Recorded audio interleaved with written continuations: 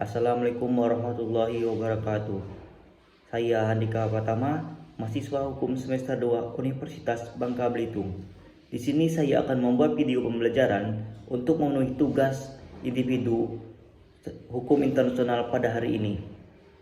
Adapun tugasnya yaitu menjawab dua soal yang harus dijawab. Yang pertama yaitu apakah GAM bisa digolongkan sebagai belligerence. Yang kedua, mengapa individu dianggap sebagai subjek hukum internasional? Baiklah, saya akan menjawab pertanyaan nomor 1 terlebih dahulu. Apakah GAM bisa digolongkan sebagai belligerence? Sebelum kita mengetahui lebih dalam apa itu belligerence, kita harus mengetahui terlebih dahulu apa itu GAM. GAM merupakan gerakan Aceh Merdeka yang merupakan gerakan separatisme bersenjata yang memiliki tujuan supaya Aceh bisa lepas dari Indonesia. Konflik antara pemerintahan Republik Indonesia dengan GAM yang diakibatkan perbedaan keinginan ini telah berlangsung sejak tahun 1976 sampai tahun 2005 dan menyebabkan jatuhnya hampir sekitar 15.000 jiwa. Gerakan ini juga dikenal dengan nama Aceh Sumatera National Liberation Front atau ASNLF. Gerakan Aceh Merdeka ini dipimpin oleh Hasan Ditiro yang selama hampir 3 dekade bermukim di Swedia. Untuk mengetahui apakah GAM ini termasuk ke dalam belligerence atau tidak, maka kita harus mengetahui lebih dahulu syarat-syarat menjadi belligerence. Yang pertama,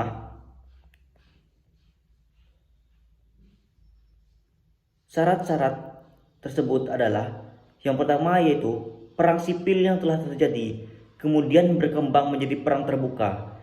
Yang kedua, telah ada penduduk atas wilayah-wilayah tertentu serta penyelenggaraan lain pengaturan atas wilayah tersebut. Yang ketiga, pihak pemberontak tersebut berada di bawah pimpinan dan menanti hukum-hukum perang. Yang keempat, terdapat negara ketiga yang telah menyatakan sikapnya terhadap perang sipil tersebut. Maka, melihat dari syarat-syarat tersebut, gerakan Aceh Merdeka merupakan termasuk ke dalam belligerence. Mengapa? Karena perang sipil yang telah terjadi di Aceh kemudian berkembang menjadi perang terbuka, yang dimana Republik Indonesia menanggapi dengan serius bahwa gerakan Aceh Merdeka ini. Dan yang syarat kedua, telah adanya pendudukan atas wilayah tertentu serta penyelenggaraan dan pengaturan atas wilayah tersebut. Nah, gerakan Aceh Merdeka sendiri telah ada penduduk dan wilayah tertentu yang menduduki wilayah Aceh tersebut. Pihak-pihak pemberontak tersebut berada di bawah pimpinan. Nah, seperti yang saya sebutkan tadi, gerakan Aceh Merdeka ini dipimpin oleh Tiro atau Hasan Ditiro. Yang keempat, terdapat negara ketiga yang menyatakan sikap terhadap perang sipil tersebut.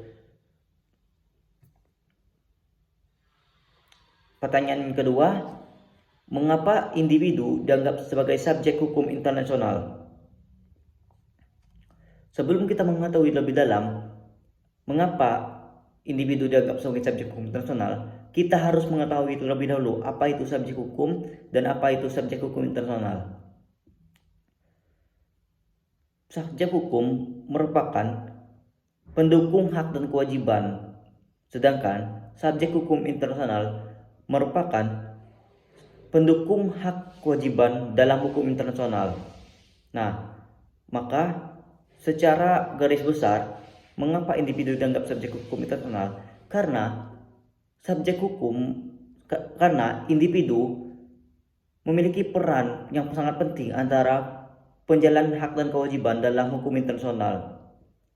Dalam subjek hukum internasional sendiri, individu merupakan penjalan dari kegiatan perjanjian internasional tersebut, sehingga individu layak dikatakan sebagai subjek hukum internasional karena telah memenuhi syarat-syarat tersebut.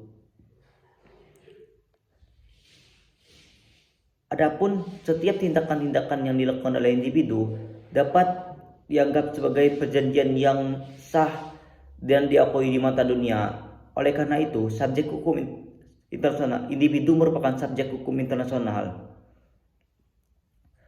Baiklah, mungkin itu yang bisa saya jawab. Apabila ada kesalahan kata dan ucapan, saya ucapkan terima kasih. Saya meminta maaf. Wabillahi taufiq hidayah. Wassalamualaikum warahmatullahi wabarakatuh.